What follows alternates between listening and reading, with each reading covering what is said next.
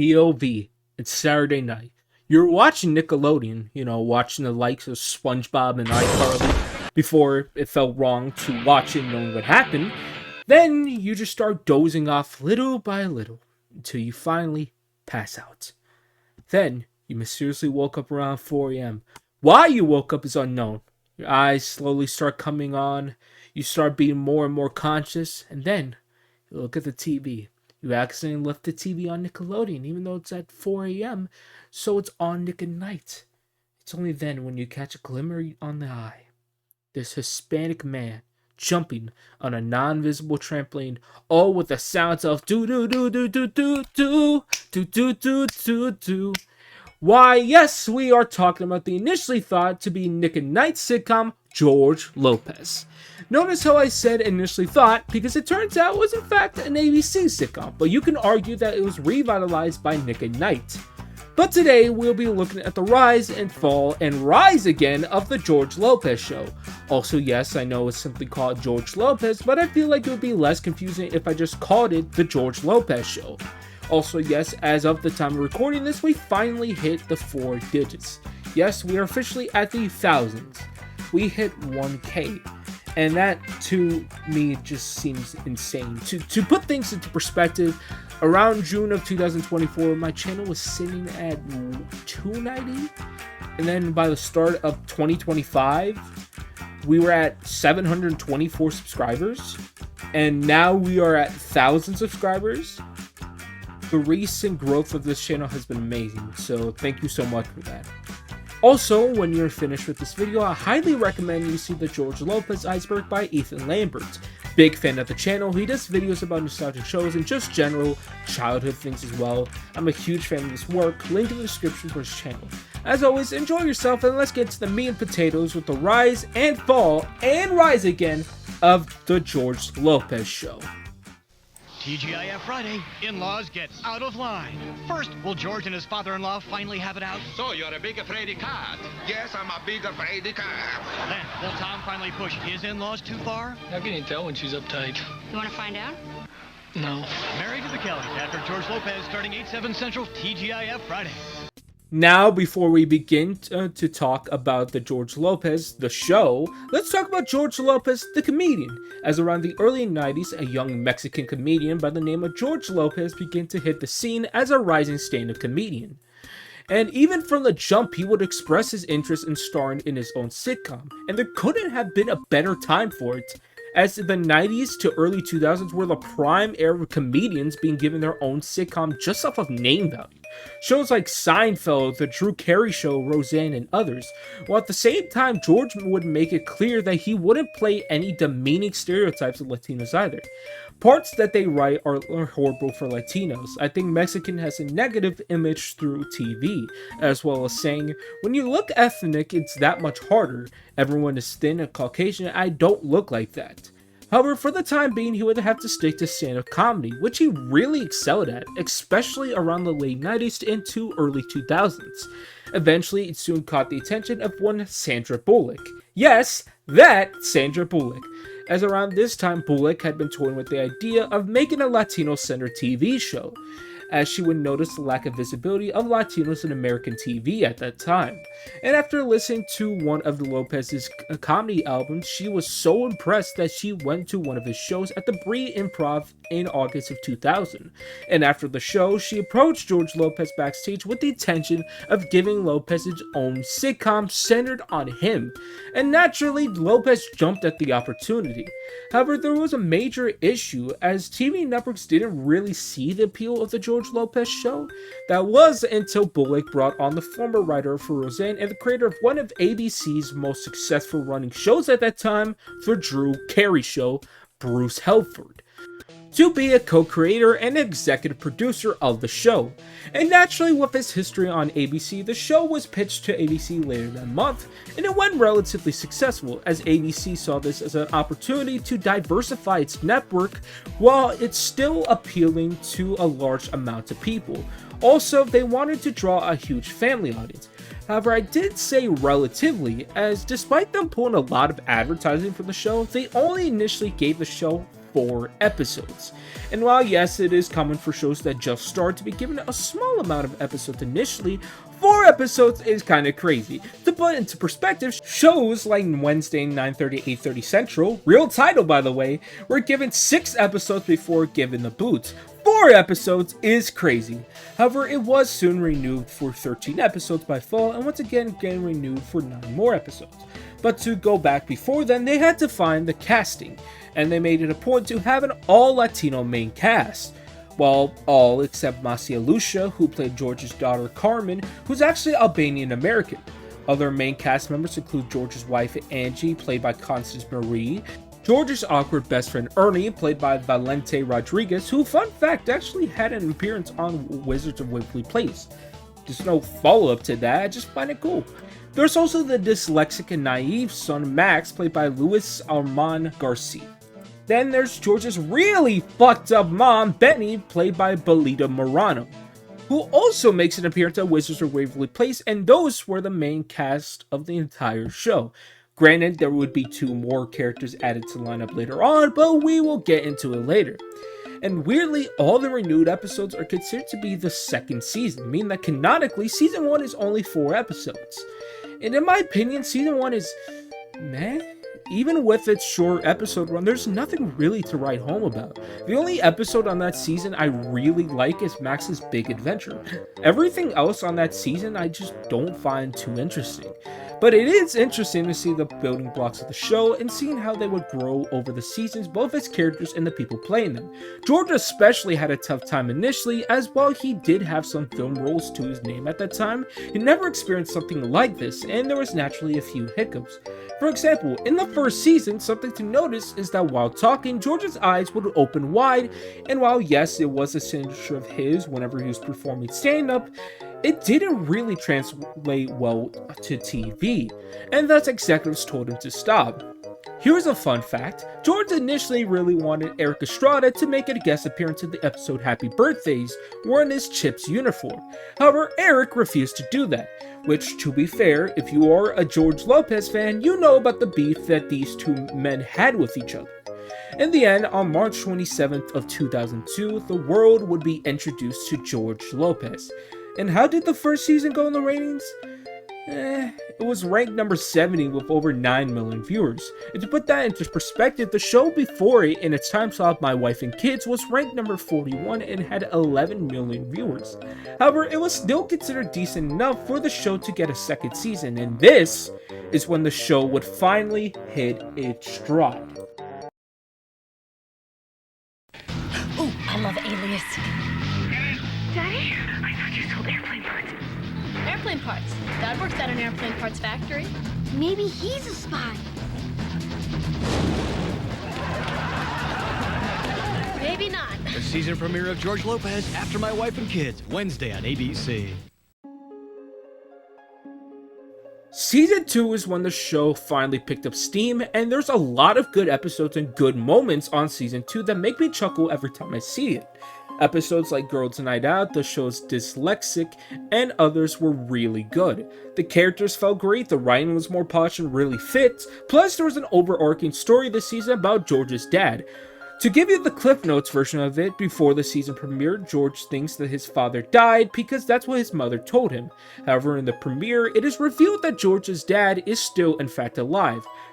Then in George vs. George, it is revealed that he's not only alive and actually has another son, but also that Manny, which is the father's name, is rich and owns his own business, and thus George didn't want anything to do with him after that. That was until the garage caught on fire and George and Angie needed $17,000, and Manny's wife offered him a deal with the condition of George meeting him. It all culminated in the final episode of Season 2 when he finally meets his father and things didn't go well. That's for my mother! Now I'm done. George would then get arrested in the first episode of Season 3 for it, only for his father to drop the charges and George wanting to make amends, inviting him over to dinner, and they seemingly finally got along together. Then a few episodes later, George's father needed a kidney, and despite George's family not wanting him to do it, George decided to give his father his kidney. However, in the very next episode, George's father would pass away before he could, but not before leaving one last fuck you by asking George to not go to his funeral to ruin his reputation. I know that was a lot, by the way, but just a reminder, we are back to talking about Season 2. But yeah, overall, it was a very good season. Season 2 would premiere in October 2002, and it seemed like the show actually was starting to gain a following, as Season 2 saw a massive spike in viewership and ratings from number 70 in Season 1 to number 50 with over 10 million viewers. It seemed like people were starting to really enjoy George Lopez as a show.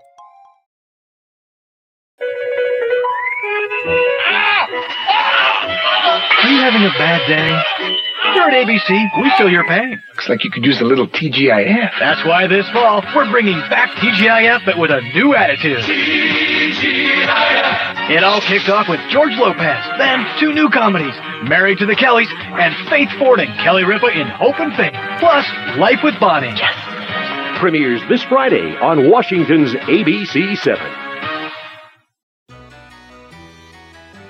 So naturally, ABC gave them a 3rd season. I would argue this was the absolute peak and most iconic season in the entire show.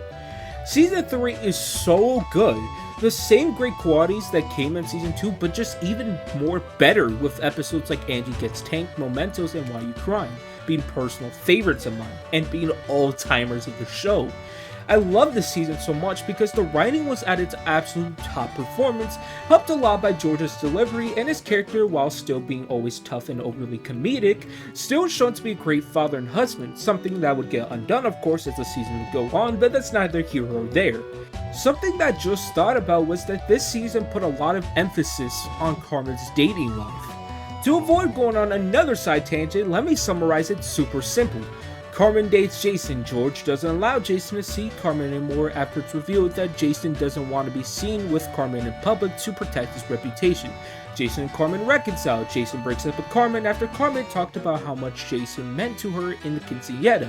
Carmen and Jason then reconcile again. Jesus Christ. Carmen and Jason then break up because Carmen didn't like Jason tutoring Max. Then Carmen and Jason would get back together in the same fucking episode. Then it's revealed that Jason had cheated Carmen with another woman and they break up. Then there's a whole new character entering the picture with Mel's rebellious son Zach. And then the two would enter the forbidden romance arc. Carmen would then quote-unquote break up with Zach and move on to a guy named Noah, who then turns out to be gay. Fuck yeah, by the way. Then he lets us slip that Carmen is secretly dating Zach and he was their cover. Then, in the season finale, after a huge argument, Carmen would run away from home with Zach. This has all taken place within a span of 28 episodes! Other notable storylines involve the relationship of Benny and Randy, played by Nick Offerman, by the way. Yes, that Nick Offerman. George finding out that he has a sister, and the aforementioned situation between George and his father. Overall, the season was really great, and what I think is the best one of the entire show. Sadly, the ratings didn't reflect that, as the ratings took a huge cliff dive, going from number 50 in Season 2 to number 96 this season. So what happened to cause such a massive drop-off in viewership that even Season 1 didn't have? It actually wasn't the fault of the show. Yes, it's time for an impromptu episode of Screwed. Just kidding, but not really. ABC screwed over the show so massively with just 4 letters. TGIF. Yes, this was the point where George Lopez, alongside Life with Bonnie and 2 new shows, Married to the Kellys and Hope with Faith, were put on Friday nights to be a part of the revived TGIF block. And if you have seen the Media Mementos video on it, the description is really good, then you would know by now how much of a colossal failure this block was and how it ruined multiple promising shows. Because simply put, Friday nights were a death slot at that point for any show. Hell, it was already a death slot when TGIF first ended in 2000, and no amount of TGIF was going to fix it. Now, to give ABC some type of credit, George Lopez was considered the main star of TGIF, getting the most amount of advertising. It was admittedly the least effective one out of any of the shows, especially compared to shows like Life with Bonnie. But that's a really low bar. That's like saying that Destroy Build Destroy was the best show on CNREO, the most advertised show. Like, yeah, that was the most advertised and best show in the lineup, but it was still fucking CNREO. Thankfully, ABC would realize that after the season 3 finale, ABC would quickly pivot and remove Lopez from TGIF and place him on Tuesday nights of the 4th season. Speaking of, ABC Tuesdays all new, with my wife and kids kicking off the night. First, Jay's ex is back to sweep her off her feet. Now, Damon must dance. That was whack. To save his marriage. That was it. That's all I can remember. Then, George's daughter is going through a phase he may never understand. How old was she that summer I really liked her? 6. Now, something will be said. What? They'll all live to regret. George Lopez, After My Wife and Kids, all new, starting 8/7 Central Tuesday, only on ABC. Season 4, while in my opinion is not as great as Season 3, is still great. I just counteracted myself. I know that I don't know what I was thinking when I was writing that, but anyways, with episodes like Skater Boys and Prescription for Trouble being really good. Let me quickly continue where we left off on the Carmen saga. Carmen dumps Zach and comes back to the house after she realized that Zach is just using her for quote-unquote pleasure. Carmen then starts dating Jason again. Are you fucking kidding me? This time, however, it does last for the remainder of the season, with even George and Angie taking Jason to stay with them for a bit. Around this time, we would also see a new main cast member added to the lineup, that being Angie's father and George's father-in-law, Vic. The joke is that he's an overly stereotypical Cuban. That's not the sole personality of his, but it is sure the main one. He actually makes his debut in Season 2 and becomes a big reoccurring character throughout Season 2 and 3. So much so that he would get added to the main cast. But yeah, not much to say about this. Recurrent storylines include the Lopez family almost moving to Colorado, George's sister finally being told about her adoption, and George and Angie renewing their vows. And of course, the show moving from Friday nights to Tuesday nights did help in the ratings as it went from number 96 to number 79. Hi, this is Editing Joe here, just to mention that for some reason I forgot this in the script, that Vic is played by Emiliano Diaz. Just want to put proper credit out there. Thank you. George Lopez is going where he's never gone before. Therapy. Even if I did want to talk about my mom, wouldn't believe in therapy. My own mother was controlling, but we had a breakthrough. She died. An all-new George Lopez with guest Richard Lewis, Wednesday, 8/7 Central, followed by Freddie, only on ABC. Season 5 was when the show, in my opinion, started to take a turn for the worse, as the flannerization of George from Season 5 and 6 is out of control.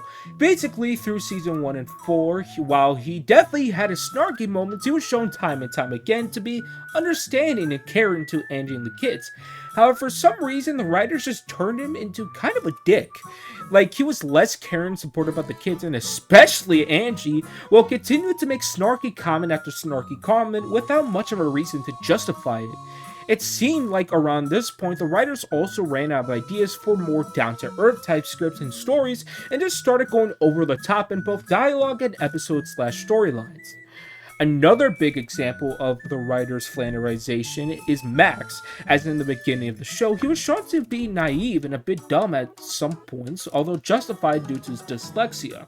However, as the seasons naturally progressed, Max just became more and more stupid, without any justification, all the while he would also do very creepy shit, which I'll get into in the next season. And something I picked up on and I found interesting is that legit every character who has the youngest son or youngest brother archetype will somehow get heavily flannerized late into the season.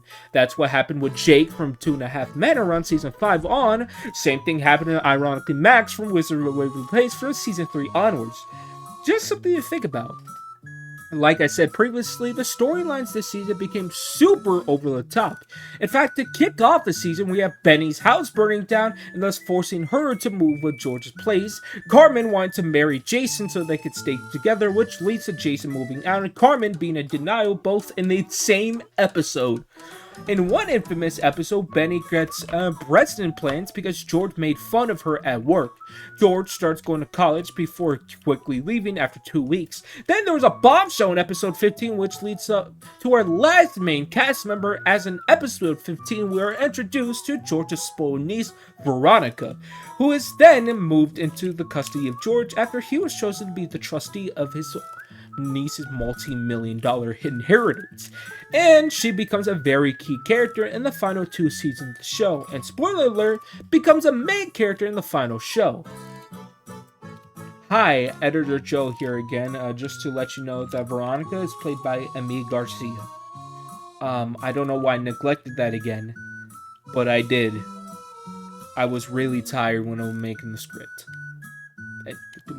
Moving on, another storyline that took place was Ernie's weight gain, which isn't really a storyline since it only took place 1 episode, but to be fair, they did keep continuity by having Ernie wear tighter and tighter shirts as the season went on. Yeah, I don't like this storyline, I just find it weird, so I really won't go into detail about it, but yeah, Ernie's in a fat suit for an episode. Hooray? What? George also did have a crossover with a short-lived ABC sitcom at the time titled Freddie, starring Freddie Prinze Jr.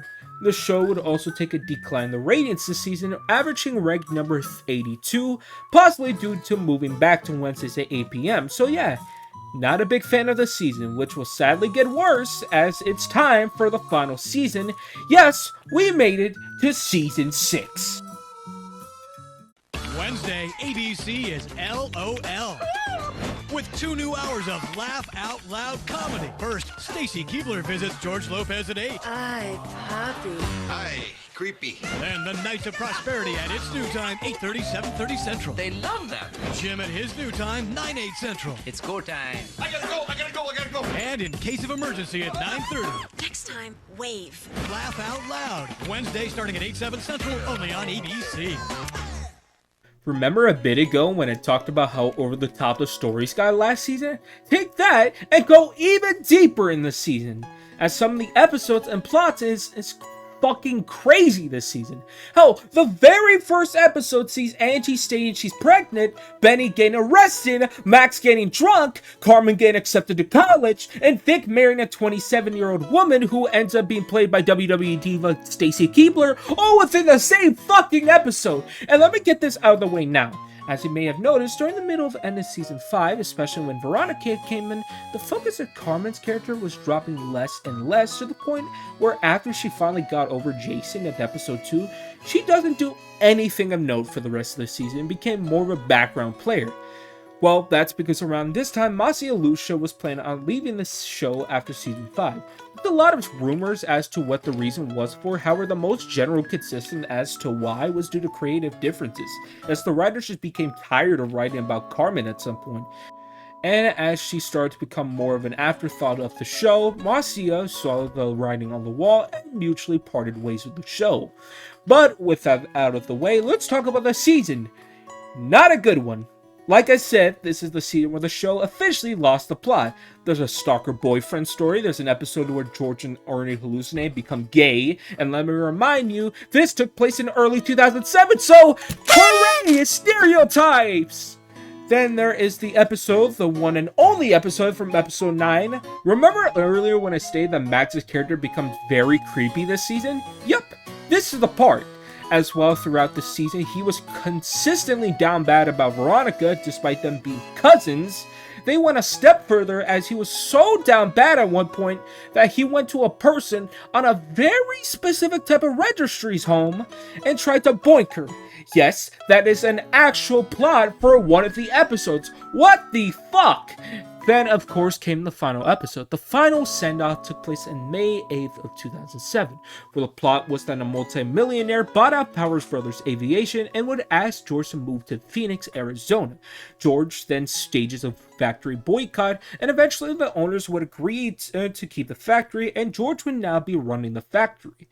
The show would end with rank number 95 in the ratings. However, me personally, the series finale doesn't really feel like a series finale. It feels like a season finale than a series finale. And while many people would state that there was in fact not only lost episodes of season 6, but also an entire season 7, so far I don't really have any proof that any of those actually exist, outside from one supposed outline of season 7 that Redditor post, which I do think is really, really, really fake. So, what was the reason for why the show was canceled? Well, according to George himself, ABC's president at the time, Steve McPherson, would call George to inform him that the George Lopez show was canceled because, according to ABC, they would lose money if they picked up the show, despite the fact that it was repeatedly not helped by the show's rotating time slots and having to go against shows like American Idol. And even still, it was outperforming some of ABC's other shows. If according to Jim could stay all the way into 2009, why couldn't George? George does bring up a good reason, as unlike shows like according to Jim, it was not produced by ABC Studios, but rather Warner Brothers Television. However, it almost wasn't the end, as George would confirm in 2021 in a podcast appearance that years prior, a reboot of George Lopez was pitched and sold to Netflix at one point. However, a former Warner Brothers Television president hated the idea and shut down all talks of a potential reboot, which is a real shame, as the last season of the show was really not great at all, and I would love to see it not to be the last season. But sadly, it just hasn't came to fruition. Hola, I'm Dora. Hola yourself. Where am I? On Nick Jr. Nick Jr. I'm supposed to be on Nick at Night. Wow, he's really far from home. Can you tell me how to get to Nick at Night? Who do we ask for help when we don't know which way to go? Oh, that's easy. That would be my agent or GPS. George Lopez, every night on Nick at Night. Come on, vámonos! Okay, I'm coming. And they say I got a big head. And of course, since the show was canceled, it would be put onto syndication a month later for networks like the CW, My Network TV, and ION. However, it wasn't until March of 2007 when its most infamous run came from, because that's when George Lopez would be announced to join the Nick at Night lineup, with the show starting to air that September. And it was a smash hit for the network, and you could make a case about this show's run doing even better than when it was on ABC initially, as the memories of George Lopez and Nick at Night still linger to this day, as not only was the show kept on the network for so long, lasting until 2020, but it was also one of the network's most pushed shows ever, having consistent airtime and advertising despite being canceled. The George Lopez show really hit a career resurgence on Nick at Night, something that even George himself noticed and praising Nick for, and I truly think that it wouldn't have gotten the same love and admiration if it didn't ran on Nick at Night. But yeah, that's the end of the video. Again, thank you all so much for 1K subscribers. I know this sounds generic as hell, but it comes from the bottom of my heart, deep down to my soul. I couldn't do this without y'all. And the recent support I've been giving for my channels is just amazing, and I really do appreciate that. And what's your reward for that? More of my videos, as I will be posting more, whether it be long form or short form. And as always, I love all of y'all, and I'll see you guys next time.